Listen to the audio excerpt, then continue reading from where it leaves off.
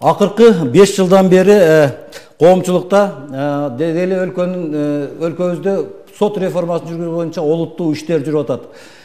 Бул боюнча коомчулукта ар кандай пикирлер айтылат. Чындыгында сот реформасы бүгүнкү күндө канчалык ишке ашты, качан канткенде бул ыкчам ишке ашыруу боюнча бүгүнкү биздин түз эфирибизде айтып өтмөкчүбүз. Назарыңыздарда эмне үчүн көрсөтүүчү. Саламатсыздарбы? Урматтуу телекөрүүчүлөр, мен адегенде ушу бүгүнкү биздин түз эфирдин катышуучулары менен сиздерди жакындан тааныштырып өтөйүн. Бүгүнкү конокторубуз Баткен областык сотунун судьясы Аблакимов Абдимиталов Абдибалиевич жана ошондой эле областык административдик соттун сот тармагынын Райымбердиев Мелис Жаманкулович, ошондой эле Кыргыз Республикасынын акыйкаттын омбудсмени Баткен областы боюнча ыйгарым укуктуу өкүлү Рахматуллаев Камалидин Мамаюсуфтар болмокчу. Урматтуу телекөрүүчүлөр, бүгүнкү биздин түз эфирде сүйлөп атабыз. Сиздердин кызыккан суроолоруңуздар болсо, биздин WhatsApp номерлары эфирден чыгып аткан болуш керек. Кызыккан суроолоруңуздар болсо, бизге бере берсеңиздер болот. Анда биз түз эле бүгүнкү көрсөтүүнүн маңызын өтө баштайлы. Мен адегенде урматтуу соттор, урматтуу акыйкатчы, бир көрсөтүүнү бир окуя менен баштагым келип турат.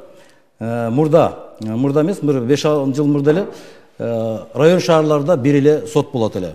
Элдин аздыгынанбы же көптүгүнөнбү ушул ал кишилердин кандай болушу жөнүндө айылдыктар, сот кандай киши болот экен деп көпчүлүгү таң калган экен да. Ал турсун бир айылга ошо сот конокко барып калса, айылдыктар атайын ошол сотту көрүш үчүн келип караса, кадимгидей эле киши, бирок ошого карабастан соттордун ким сот болот деген ушундай коомчулуктагы элдин пикири бизге абдандай кызыктуу болуп атат да. Ошондуктан мен алгачкы суроом, сот ким? Ал кандай болуш керек? Дегиз эле кантип тандалат?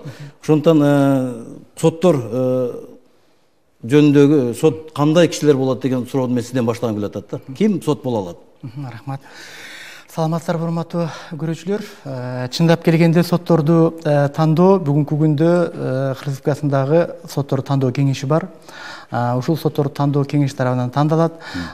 Судья болуп ишке орношууну каалаган кишилер ушул кулактандыруу болгондон кийин өзлөрүнүн биринчи орунда жогорку юридикалык билими болуш керек. Андан сырткары ошол юридикалык тармактарда белгилүү бир мөөнөттөрдө иштеген иш тажрыйбасы болуш керек. Ошол тийиштүү документтерди тапшыргандан кийин судьяларды тандоо кеңеши тарабынан аларды тандоо жүргүзүлөт.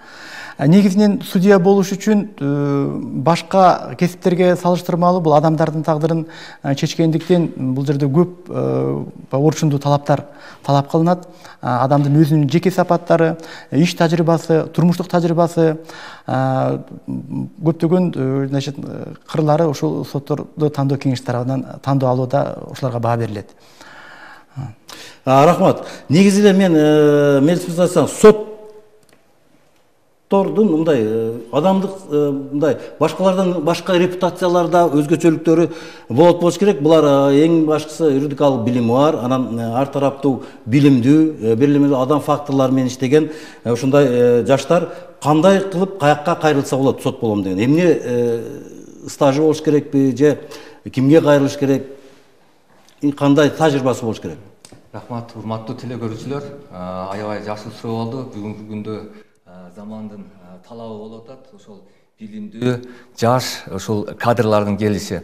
Бул сот тармагына келемдеген жаштарга биринчиден азыр өзүңүз айтып кеткендей, Кыргыз Республикасынын жараны, жогорку юридикалык билимдүү, ошону менен бирге ошол 5 жылдык иштеген юридикалык тармакта стажы бар. Анын дагы өзүнүн жакшы алып жүргөндүгү менен ал ошол менен каралат. Аны тийиштүү биздин органдар алардын бир туугандары жөнүндө, алардын мүлкү жөнүндө, алардын акыркы иштеген кездериндеги кандай өздөрүн алып жүрүштүү үлгүлүгү же терс сапаттары мененби ошогон маалыматтар менен ошол сотторду тандоо боюнча кеңеш ошол баягы сотторду тандоо болуп жатат деген жарыяны берген күндөн баштап ошол тийиштүү пакет документтерди даярдап ошол сотторду тандоо кеңешине тапшырыш керек. Чоң рахмат. Эми мен бекеринен бул сурооду ал дегенде койгон жокмун. Мына кийинки мезгилдерде коомчулукта реформа жүрүп жатканына карабастан, коомчулукта соттор жөнүндө ар кандай пикирлер айтылып атат. Көпчүлүгү мына биз сотторго ишенбейбиз, соттор караган маселени ар кандай биз тараптуу чечпей койду дегендей дооматтар айтылып атат да. Негизи мындай кырдаалда чын эле мына ушул реформа элдердин ишенимини, реформадан кийин сотторго болгон ишенимди канчалык кайтара алды? Чындап келгенде азыркы мезгилде аз-аздан болсо дагы элдин ишеними сотторго кайтып атат деген ишенимибиз бар. Анткени мына өзүңүздөргө белгилүү болгондой сот системасын реформа жүргүзүү боюнча көптөгөн багыттар боюнча реформа кетип атат. Биринчи орунда биз мыйзамдарды, жаңы кодекстер кабыл алынган 2019-жылы 1-январда ишке түшкөн жазык кодекси, жоруктар кодекси, бузуулар кодекси жана башка мурдагы эски мыйзамдарга салыштырмалуу жаңы замандын талабына, элдин талабына, өнүгүүнүн, өсүштүн талабына ылайыктаган жаңы мыйзамдар кабыл алынды. Бул дагы бир багыт. Мыйзамдардын жаңы кабыл алынышы. Андан сырткары ошону менен эле бирге 2010-жылдан кийинки абалда азыркы 90%га чейин бүтүндөй республикабыздагы судьялар жаңыланды. 10%га жетип жетпеген гана мурда иштеген судьялар калды. Бул дагы бул жаңылануунун, ушул реформанын бир көрүнүшү. Андан сырткары бүгүнкү күндө ушул техникалык базанын өсүшү, бүтүндөй интернеттердин коюлушу ар бир судьяга, ошондой эле сот заседаниясынын бүтүндөй тартылышы съемкага тартылып, жалпы адамдардын дагы ушул сотко катышуучулар өздөрүнүн телефондоруна да болсо дагы аудио видео запистердин баарын жасаганга сот толук мүмкүнчүлүк берет. Мыйзамда көрсөтүлгөн кээ бир гана учурлар бар, тартылганга болбой турган. Алардан башкасы ачык сот баары тартылат. Бул дагы ушул адамдардын сотко болгон ишенимин жакындатууга алып кетет деп ойлойбуз. Андан сырткары бүгүнкү күндө соттордо каралып аткан иштердин болгону 10-15%га чейин гана иштер боюнча район шаардык соттордо каралган иштер. Областтык сотторго даттануулар келет. Жогорку соттор болсо ошонун дагы жарымы барат. Мындайча айтканда 85-90%, даже кээ бирки район шаардык соттордо андан да көп пайыздаган иштердин каралышы, аларга сот актыларына даттанылбагандыгы, бул дагы ушул сотко болгон ишенимдин кайра кайтып атканы болуп саналат да. Чындап келгенде ишенбеген адамдар көп, бирок өзүңүздөргө белгилүү болгондой сотко келген талаш тартыш менен келишет. Бир тарапка чечим чыкса, экинчи тарап сөзсүз наразы болот ал жердечи. Ошондуктан дагы деле бүгүнкү күндө ушундай көрүнүштөр болуп атат да. Мен айтайын, мына реформанын маңызы чындыгында мына акыркы 5 жылдан бери бул аралыкта 2 президент алмашты. Мисалы Алмаз Атамбаевдин ушунда да ал киши өзү баштап мына мен сот реформаларыны жүргүзөм, сот реформасы жүрмөйүнчө биздин коомубуз алга жылбайт деген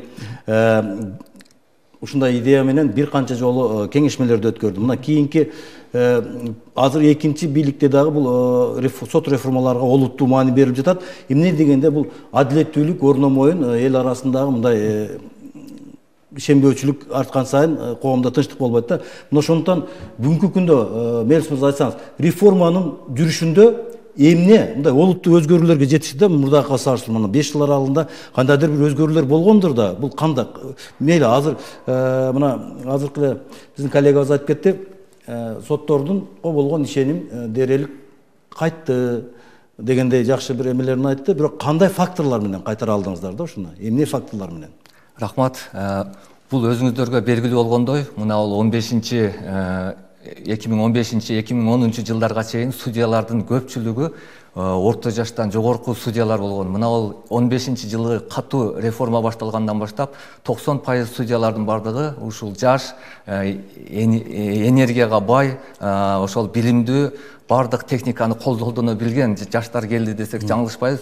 Ошонун ичинде эле мурунку болуп өткөн айыл жерлерин жана санариптештирүү жылы болбоду. Ошол жылдары катуу басым кылынып, бардык ошол район шаарлардагы биздин соттордо ошол аудио видео фиксация, автоматташтырылган маалымат системасы, сот кежи деп биздин ушул чыгарган сот актыларыбыздын бардыгын киргизип, ошондой эле ушул бардык райондогу шаардык райондук соттор капиталдык ремонттон өтүп, кээ бирки райондорго жаңы имарат курулуп, ошондой эле мына ол биз Баткен областагы административдик сотунун демилгеси менен ушул Баткен шаарынан ушул административдик имарат куруу үчүн деп жер алганбыз. Кийин ал ушул судьяларга ушул үй бөлүштүрүп берүү боюнча алмаштырылган.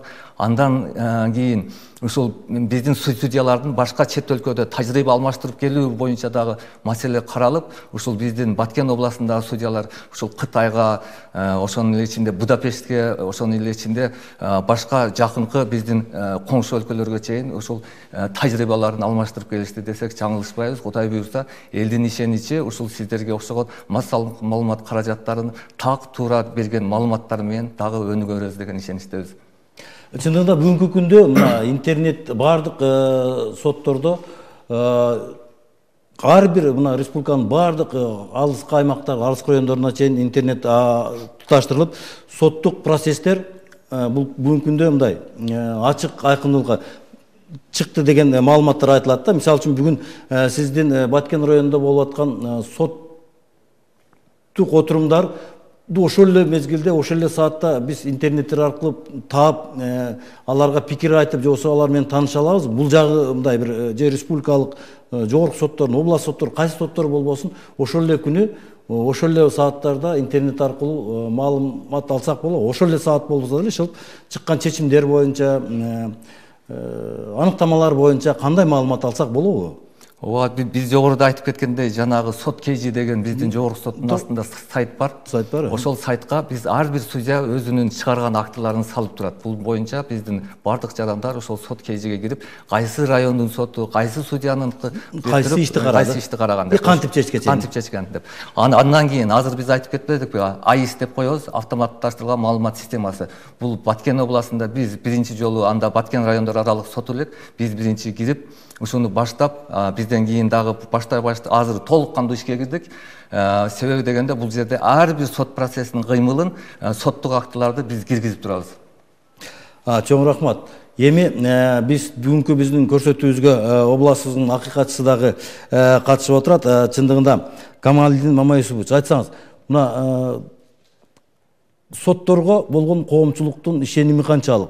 Деги эле акыркы мезгилдерде ушул сот реформасы өзүнүн жемишин берип атабы? Сиз мына түздөн-түз ушул сот тармагындагы иштешип жүргөн мындай адамдардын укугун коргоп жүргөн адис катары.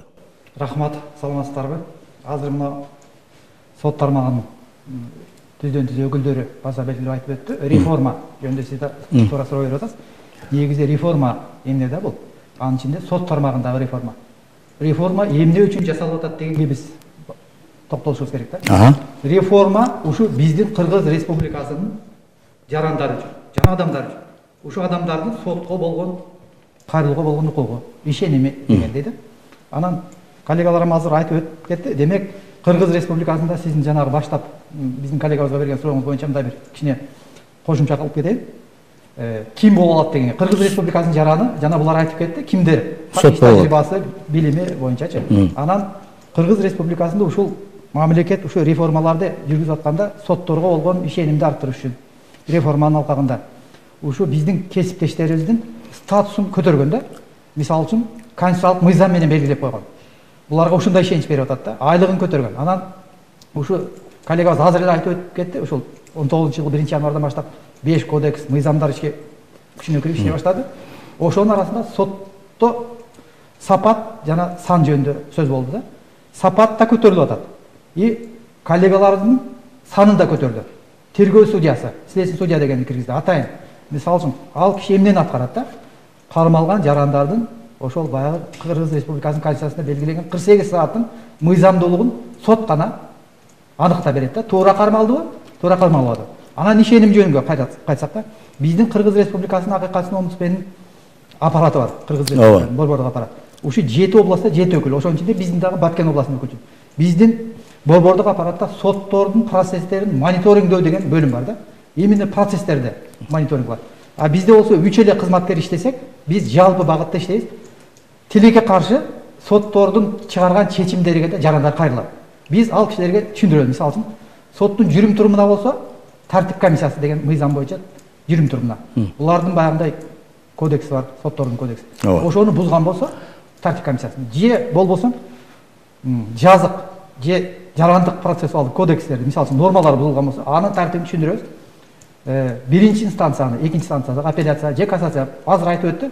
Жарымы мисалы үчүн облус сотко келсе, андан да жарымы жогорку сотко кайрылып атат деп. Тартибин түшүндүрөбүз да жана. Туура, эми мына сиз ушул Баткен областындагы соттордун жөнүндө мониторинг жүргүзөсүз. Чынында биздин соттордун республикадагы репутациясы, деги эле деңгээл көрсөткүчтөрү кандай болуп атат? Эми республика боюнча Жылдын жыйынтыгы чыгарып атат да, макул. Биздин область боюнча мисалы үчүн биз атайын бар облус сотунун төрайымына учурда же болбосо райондогу соттордун төрайымы төрагаларына жолугуп өзүбүз тааныштырып, ушу максатыбыз, багытыбыз жарандардын укуктарын коргоо да. Коллегаларыбыздын дагы биздин дагы. Ушу жарандар эмне үчүн сотторго кайрылат? Менин туура. Эми бул сиздердин мындай өз ишиңиздердеги процесс ушундай. Менин сурайын деп атканым, ушул 5 жылдын аралыгында сот реформа жүргөндөн бери сотторго болгон коомчулуктун ишеними артып жатабы, кайтып жатабы деген сөз болду. Келеке каршы эки ортодон бөлүп айтканда, ишенимди артып атат, ишеним артпагандар да бар. Себеби сотко сөзсүз жаран кайрылганда сот чечимге келет дейли. Биринчи бир чечим чыгарат. Экинчи тарап коллегаларыбыз айткандай сөзсүз наразы болот. Наразы болсо тартибин түшүнөт да бул коллегалар. Баягы чыгарган соттук актыда мөөнөтүн жана тартибин түшүнөт. Ошо тартиби менен барышыбыз керек да. Мисалы үчүн апелляцияга и кассацияга. Анан соттун акыркы чечими Кыргыз Республикасынын жогорку сот чыгарды, уже даттанууга жатпайт. Же болбосо жаңы ачылган жагдай деген юристтердин арасында түшүнүк бар. Чоң рахмат. Чындыгында биздин негизги максатыбыз ушул болуп жатат. Менин акыркы алган маалыматтарыма караганда Баткен областынын сотторуна болгон Баткен элинин ишеними жыл өткөн сайын мындай ишенип баратат. Анткени маалыматтарга карасак, мына жакын эле жылдын жыйынтыгында айтылды, Баткен областынын соттору караган иштердин көпчүлүгү ушул жердеги мындай берген жарандардын өз макул болуп кайтышканда, албетте бул калыс болуу кыйын, калыс сүйлөө оңой, бирок ошого карабастан мына элдердин тагдыры ар кандай кыйын кырдаалдардагы чечилбеген маселелерди биз тагдырыбызды эме судьяларга коебуз, ал кишилер мына чечет. Чындыгында бул маселени чечүүдө эң башкысы бул мыйзамдан башка адамдык фактор деген дагы бир маселе болуш керек. Бул эми сиздердин өзүңүздөр чечим чыгарганда анын дагы өзүңүздөрдүн укугуңуздар керек. Эмне үчүн мындай коомчулукта ар кандай пикирлер айтылат? Чын эле быйылкы жылды кандай жыйынтыктай алдыңыздар? Мелис мырза, сизден баштасак. Чын эле областтык соттун кайрылуулар канча болду, даттануулар канча болду? Эмне үчүн жылдан жылга көрсөткүчүңүздөрдүн эки сөз менен айтып өтсөңүз. Рахмат. Быйыл ошол 2020 жылдын жыйынтыгын чыгарганда ошол жалпы область боюнча маалымат берилгенде былтыркы жылга саны дээрлик өскөн. Биздин өзүбүздүн Баткен облусунун административдик соту боюнча алып карап көрсөк 210 иш келип түшүп, анын ичинен бул биз 107 иши экономикалык иштер, 78 административдик иштер. Былтыркы жылга караганда биз 10% жакшы көрсөткүч менен чыктык. Себеби жакшы сапаттык көрсөткүч дегенибиз биздин чыгарган чечимдерибизге даттануу, ошол областтык жогорку сотто кассациялык тартипте даттангандар алар өзгөртүүсүз күчүндө калып келген. Эми чындыгында айтканда, жана сиз айтып кеткендей, бул сотторго ишеним, бул эки тарап келгенден кийин бир тарапка сөзсүз түрдө ал мыйзамга карап туруп, мыйзамга ылайык таянып биз чечишибиз керек. Спорт оюнунда деле, футболдо бир тарап жеңилет, бир тарап утулат. Ошого окшогон бул баягы мыйзамдын жаратылыштуу бир бөлүгү. Эми албетте сиз айткандай биз ички туюмубуз менен мыйзамдарга тактап, далилдерге таянып, бардык жактарын эсептеп, өлчөп, далилдеп, жети өлчөп, бир кесип туруп анан ушул чечимди чыгарууга аракет кылабыз. Ар бир судья чыгарган чечимине жоопкерчиликтүү. Айсаңыз, чындыгы эле мына жоопкерчилик жөнүндө болуп жатат да, эми мына канчалык ушул чечим чыгаруу жоопкерчиликтүү? Кантип мындай бул чын жеңил эмес болсо керек. Анткени кийинки мезгилдерде коомчулуктун дагы элдин дагы судьяларга, сотторго болгон ишеними өтө мындай бир үмүт менен келишет да. Анан реформадагы өзүнүн канчалык таасирин бере алды да. Мына сиздин өзүңүздүн жеке сот канча жылдык тажрыйбаңыз бар? Мен судьялык 8 жылдык, жалпысы 33 жылдык юридикалык системада иштеп келатам. Андан бетер жакшы. Мына 8 жылдын аралыгындагы судья болсоң, бул сот тармагында иштеп келип аткан болсо, ушу реформанын жүрүшүндөгү негизги өзгөчөлүктөр эмнени ала алдык? Деги эле бул реформа бизге сотторго болгон ишенимди кайтара алабы? негизинен кайтарат деп ойлойбуз. Анткени биринчи орунда айтып өткөндөй жаңы мыйзамдардын кабыл алынышы бул дагы коомдун өнүгүп бүгүнкү күндүн талаптарына. Эгерде бүгүнкү күндөгү коомдун өнүгүшүнө же талабына ылайыксыз болгон эски мыйзамдар менен иштей турган болсок, анда сөзсүз чечилген чечимдерге эл наразы болот. Сот деген бул мыйзам чыгара албайт, мыйзамды талкабайт эте албайт. Мыйзам кандай жазылса, сот ошондой гана колдонууга милдеттүү. Бирок сиз айткандай адамдык фактор бар. Көпчүлүк учурларда соттордон жогорку инстанцияда бузулган чечимдери боюнча мына бул сот туура эмес чечим кабыл алган деген ар кандай жоромолдор же болбосо ар кандай ишенбестер келтирип атат. Бирок көпчүлүк учурларда район шаардык сотто эки тарап талашып келишип, область сотко же жогорку сотко барганда жарашып алышат. Анда сөзсүз түрдө биринчи, экинчи инстанциянын чечимдери бузулуп, жарашуу менен кыскартылат. Мындай шарттарда судьялардын көрсөткүчтөрү төмөндөгөндө, жалпылаганда момунча бузулган, момунча өзгөртүлгөн чечимдер, өкүмдөр десе, анда адамдардын ишеничи ошого сын көз менен карап атат. Мына ушунча иши бузулуптур. Демек бул значит же жакшы билбейби, же жакшы иштей албай атабы дегендейчи. Андан тышкары дагы бир фактор бар. Судьялык кесип ушунчалык оор болгондуктан судья, жаңы дайындалып келген судья 3 жылдын аралыгында судья болуп калыптанат. Бул ушунчалык адамдардын тагдырын чечүүдөгү өтө оор кесип болгондуктан качан гана адамдын тагдыры сенин колуңа тиип, делону карап туруп чечим кабыл алып атканда, ошондо гана канчалык оор экендигин, жоопкерчилигин сезесиң да. Бирок сырттан көргөн кишиге бул жеңил көрүнүшү мүмкүн. Мыйзамда турат, алып эле аны чечип койсо болот да деп. Бирок ошончолук жүктү көтөрүш, ага жоопкерчилик алыш, эгерде ошонун чечимдери жогорку инстанциялардан бузулса, ага болгон сын пикирлерди да угуш, бул деле судьялар үчүн өтө оор маселе. Жеңил эмес, алдыбызда биздин рекламалык тыныгыбыз бар. Биз бир аздан кийин көрсөтүүбүздү кайра улантабыз. Эгер биздин режиссерлорубуз даяр боло турган болсо, анда биздин рекламалык тыныгууга кезек беребиз. Көрсөтүүбүз түз эфирде жүрүп жатат. Дайыма биз менен болуңуздар.